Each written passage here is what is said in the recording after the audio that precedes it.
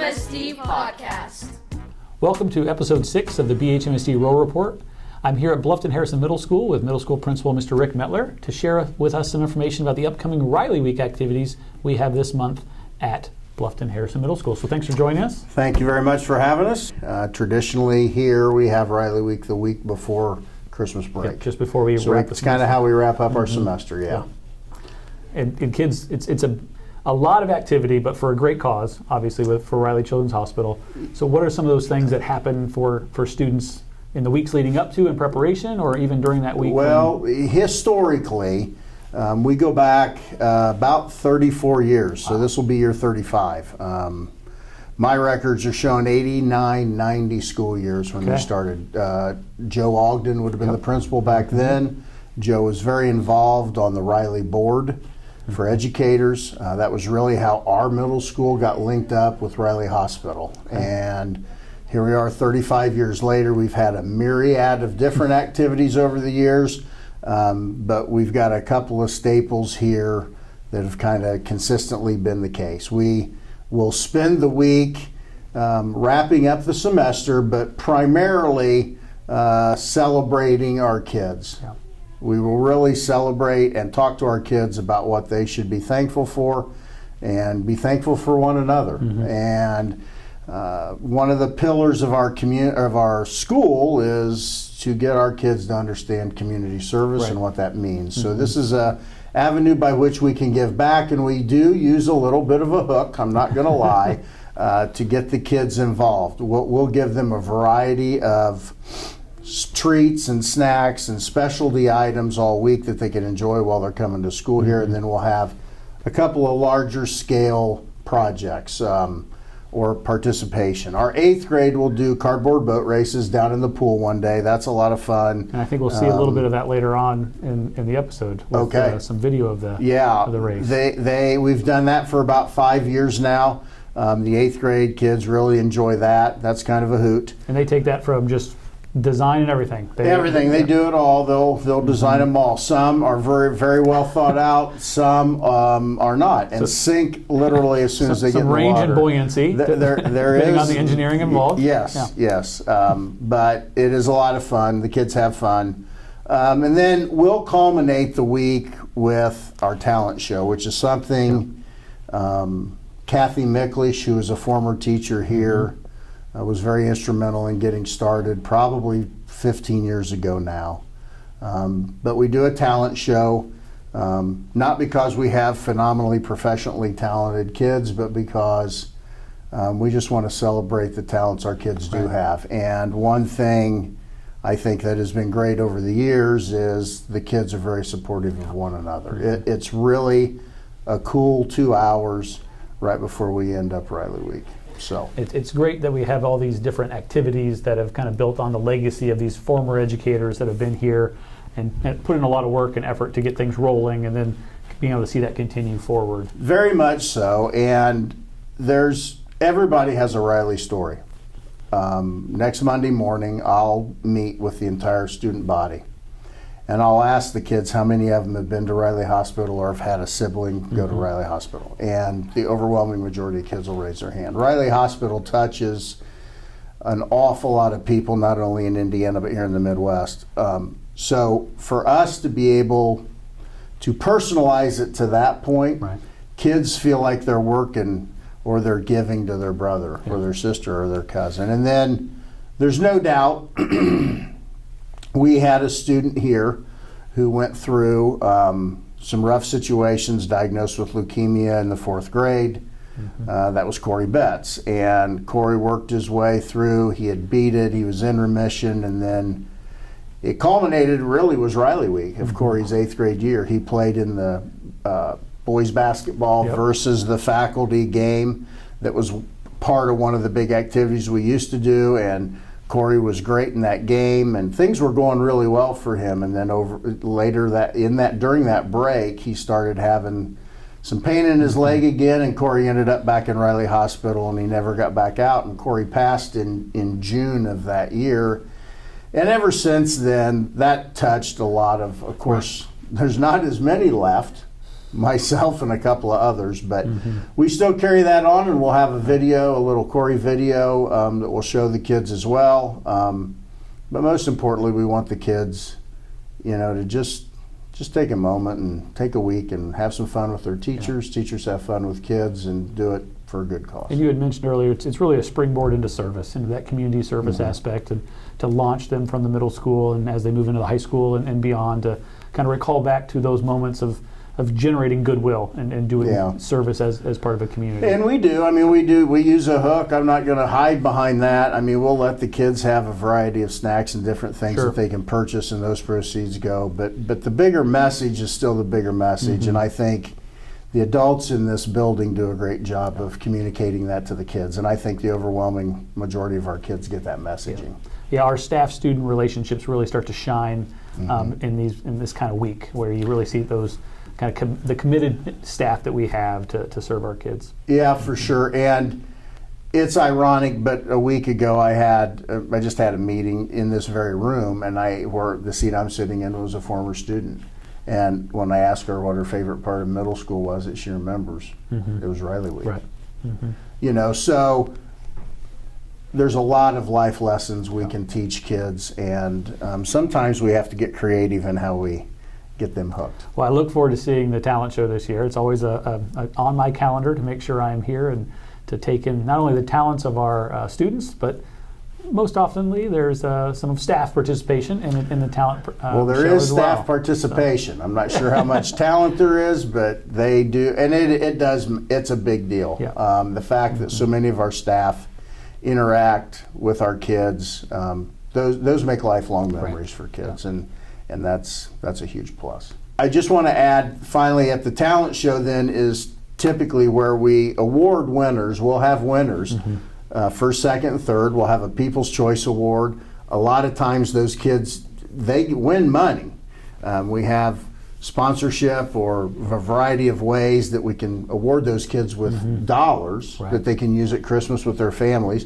We've had a number of those kids donate their winnings back. I mean, talking like first place $100 to a 12-year-old kid, that's a lot of coins. So, but a lot of it's been donated back.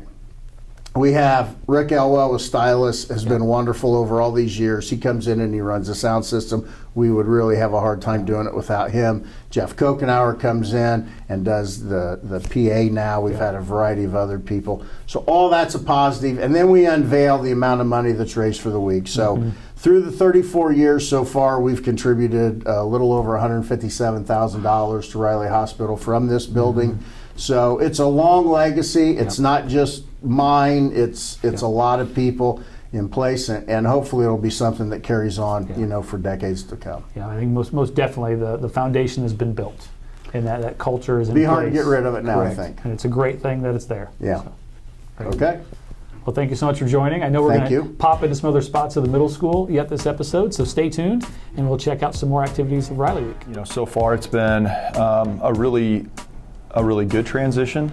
It's been, confusing at times, just kind of going from the classroom for 16 years here at Bluffton to more of a one-on-one kind of intervention role with students. So there have been moments where, I'm still kind of trying to figure out how to communicate effectively with, like a fifth grader versus an eighth grader. And then, just coming from the high school, that environment, communicating with students in a classroom's it's just a lot different. But it's been very rewarding so far. I feel like I'm starting to gain some traction, and I'm starting to feel comfortable in this role. I think it's a wide range. It's a big umbrella. I think a lot of the situations that happen at the school, that have to do with students, maybe academic struggles, but also some behavioral issues as well. So I'm kind of one of those people that step in if we have some issues with students' academics, for example, and we'll meet either formally or informally, and we start to kind of figure out ways and incorporate some strategies that can help that student be successful academically, from the behavioral side. Sometimes we have some students that are just kind of struggling to figure out how to play school or kind of fit in the classroom, and the same type of thing will happen. I'll either meet with them formally or informally, and we'll sit down and we'll come up with a plan, and we'll try to implement those strategies and see kind of what's working and what doesn't. You know, with the position, I have some time to just help out with kind of the supervision role at athletic events. So this fall I found myself at a lot of volleyball games and at a lot of middle school football games, and just kind of learning what it means to be a supervisor of an event like that, what goes into it, the planning, just the teamwork that's needed with our high school athletic department, with the administrators and teachers here, and then the people that step up that are not in our buildings but step up to help with like ticket sales or to help out with our concessions. Yeah, it's been really exciting to just witness the team effort that goes in to an athletic event, from a cross country match to tennis to football, just to see all the people that step up and help out. It's been a really interesting part of this job. Yeah, I definitely think that with this position, starting with students that I'm working with in the fall, that maybe have had some of those academic or behavioral issues, to kind of see some improvement, to kind of see where those early interventions that we've put in place, to see the benefits that hopefully these students are gaining from those strategies. And definitely just to become more of an involved person in this building. I get a lot of interesting looks from students those first couple of days of school, first couple of weeks of school. Like they kind of see me walking up and down the hallways, like who is this guy? He's not a teacher. What's his role? And as we've approached Christmas break, I think more students now, they know who I am, they know why I'm here, and they know how I can help them with their situation here at our middle school. No, it's just been a great opportunity. I'm thankful to be a part of this team. I definitely will add that I did an internship at the elementary, obviously working here for about half a school year, and then being at the high school for 16 years. It is amazing how great this staff is from the elementary to the high school. And it's an honor to be a part of this district. So yeah, just thanks so much for the opportunity to be on the Roar Report. The middle school is taking over now. Attention, this is a Roar Report takeover.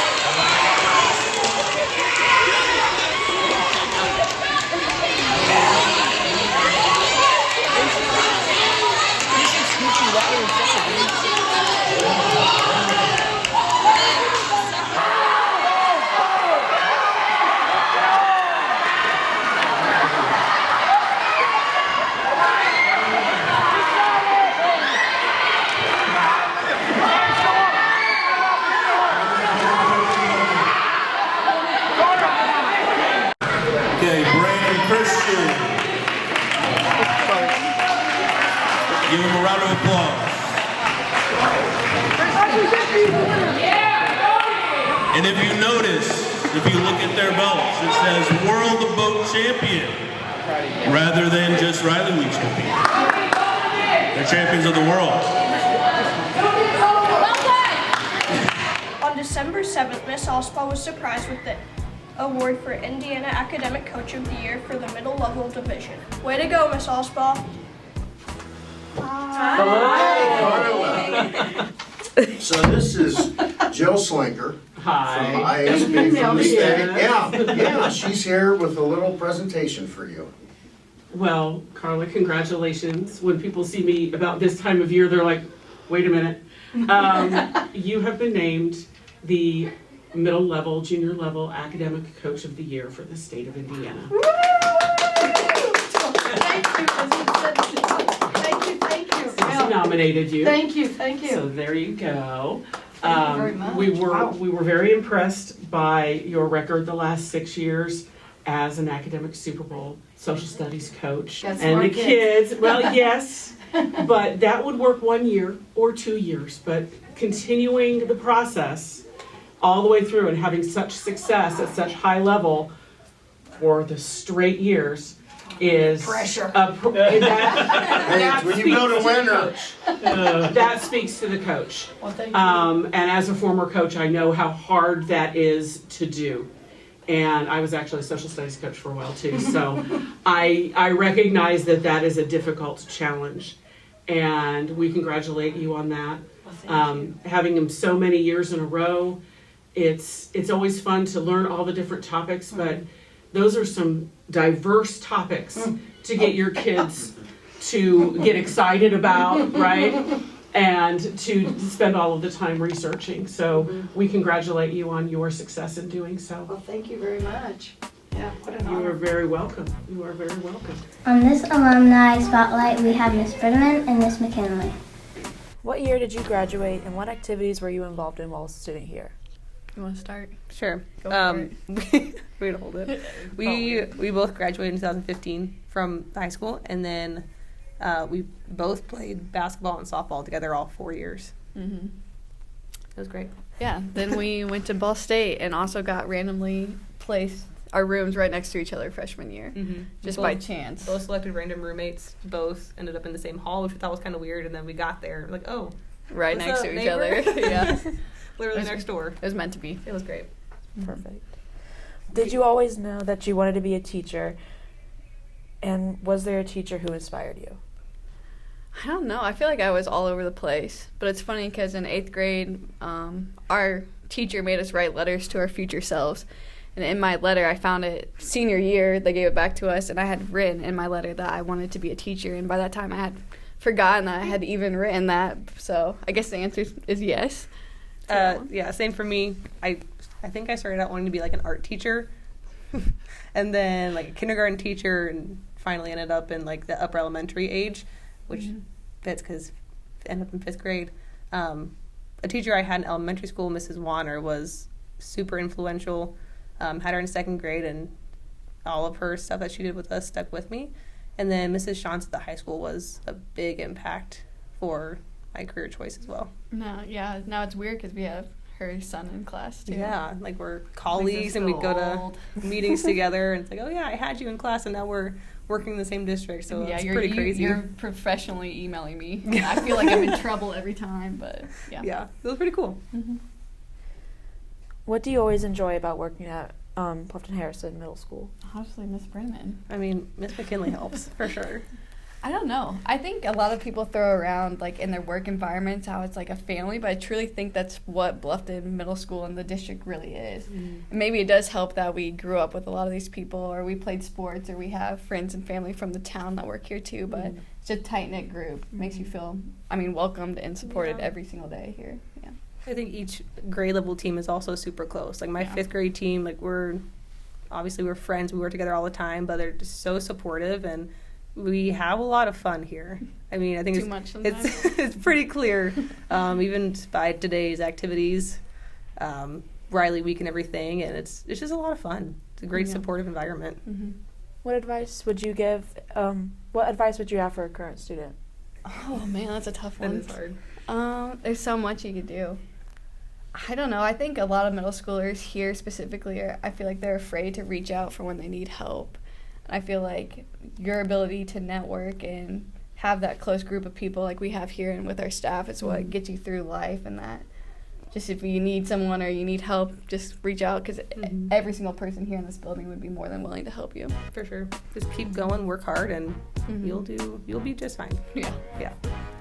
It's always great to pop in to see the Riley Week activities at Bluffton Harrison Middle School.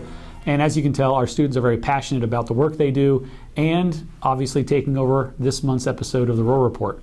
Before we get to the conclusion of this month's episode, we're going to stop in and see a surprise celebration for our band director, Mr. Beater, as he was named the 2023-2024 Educator of the Year for Bluffton Harrison MSD. Big round of applause, everyone.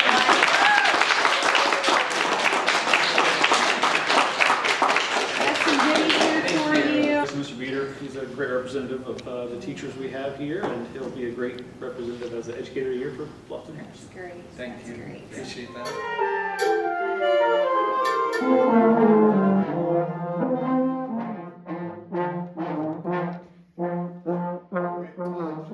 Hey, so you go that long after he cuts off, that means that you're not watching him. You gotta be watching. Early. Make sure you wait.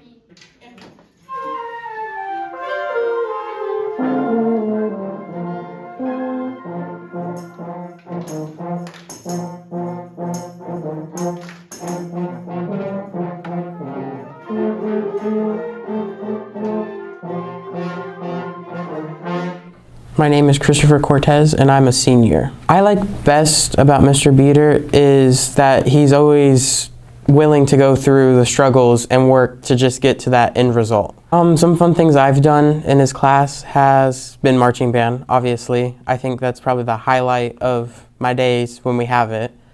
Other than that, just playing and being around everyone else, it's just always like a good vibe. A specific time when he's made me laugh is definitely when he tries playing his trumpet and completely messes it up. I definitely think courageous is the word to describe him. He goes through a lot with all the grades, including high school.